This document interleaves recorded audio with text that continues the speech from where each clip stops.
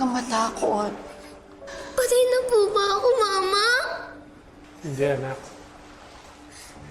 Pwede ko pa rin bumalik sa katawan mo. Katapos natin magpaalam. Ayoko po. Ayoko po magpaalam.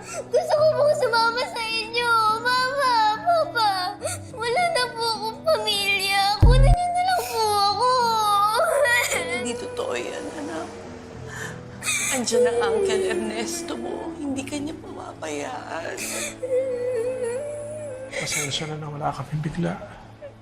Pero lagi mong tatandaan, mahal na mahal ka namin.